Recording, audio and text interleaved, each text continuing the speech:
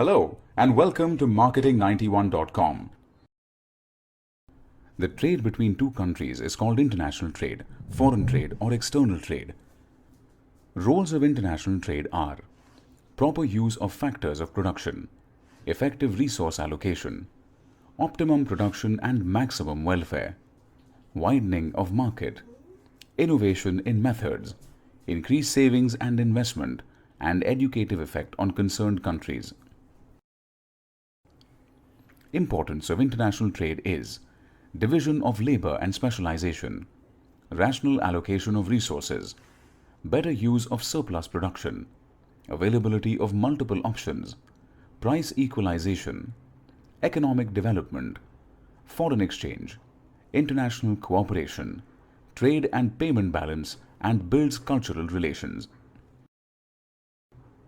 Now let's understand the distinction between domestic and international trade. Mobility of factors. Factors of production are more mobile within the country in the case of internal trade, while their mobility is highly restricted between countries in international trade. Natural resources. In domestic trade, each country uses indigenous natural resources, which differ in quality and quantity. By contrast, in international trade, differences in natural resources lead to the production of different goods by different countries. Labor force. Unlike domestic trade, where workforces are similar, different countries have different types of workforces that vary in quality and quantity, as well as technical knowledge and work culture. Geographical and climatic conditions. Unlike domestic trade, in international trade, each country with different weather conditions produces commodities that are more suited to its own geographical and climatic conditions. Cultural and social environment. In contrast to the homogeneity within the same country, external trade between countries involves dealing with differences in language, customs, traditions, relations, and other cultural and social environmental factors. Political and commercial laws. Unlike internal trade, each country involved in foreign trade has different rules, regulations, and laws governing political and commercial systems, and mutual understanding needs to be arrived at. Currencies. Within a country, trade is carried out using the same currency, while international trade warrants the use of different currencies for trading. Moving on, Ricardian theory, or the classical theory of international trade, states that each country will specialize in the production of those commodities in which it has greater comparative advantage or less comparative disadvantage. Assumptions in classical theory of international trade are two countries producing two commodities using one factor of production. All labor units are homogeneous. Factors of production are mobile within the country.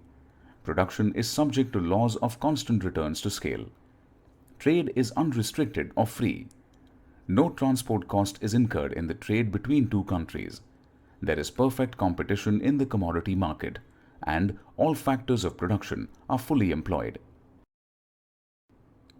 Under these assumptions, consider two countries A and B and two commodities to be produced X and Y.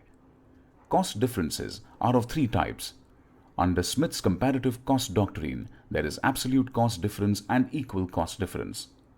Ricardo's comparative cost doctrine includes comparative cost difference.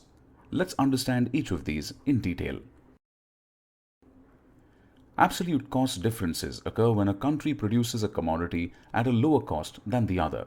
For example, the table shows that country A produces commodity X at a lower cost compared to country B, whereas country B produces commodity Y at a lower cost than the country A.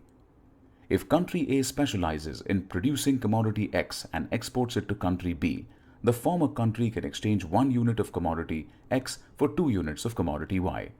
This is favorable from the viewpoint of country A because the domestic exchange ratio is 1 unit of commodity X for half unit of commodity Y.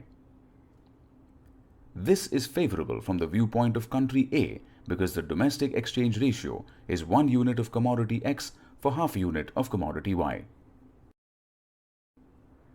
Equal differences can be found when two countries produce two commodities in the same ratio. For example, according to the table, country B can produce both commodities X and Y at a lower cost than country A. However, the two countries will not engage in trade because the labor cost of producing commodity X in terms of commodity Y is equal in both countries. Given that the domestic exchange ratios of both countries are equal, neither country will benefit from trade. Comparative cost differences arise when one country wields absolute advantage in producing both commodities but comparative advantage in only one. For example, according to the table, country A can produce both commodities X and Y at a lower labor cost than country B. However, country A can benefit more by specializing in producing commodity X because it stands to receive only half unit of commodity Y in exchange for 1 unit of commodity X domestically. However, by trading with country B, country A can receive 2/3 units of commodity Y in exchange for 1 unit of commodity X. Criticisms of classical theory of international trade are unrealistic and constant assumptions, trade restrictions, ignoring transport costs, differences in labor efficiency, restrictive model, one-sided theory, complete specialization, and full employment assumption. The modern theory of international trade is called Heckscher-Ohlin's theorem or the factor endowment theory. According to this theory, countries which are rich in labor will export labor-intensive goods, and countries which have plenty of capital will export capital-intensive products. Assumptions of modern theory of international trade are: there are two countries, A and B. There are two factors, labor and capital.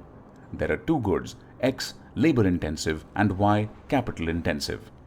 Countries A and B are labor-abundant and capital-rich respectively. There is perfect competition in both the commodity and the factor markets. There are constant returns to the scale because all production functions are homogeneous. There are transport costs in trade, and demand conditions in both countries are identical. To explain graphically, curves XS and YV indicate isoquants or equal product curves for two goods X and Y respectively. Line PA is the relative factor price in country A. Line P1B is the relative factor price in country B. Line PA is tangential to isoquant XS at point T. Line P1B is tangential to isoquant YV at point M. Now line RS is plotted parallel to PA such that it is tangential to isoquant YV at point N.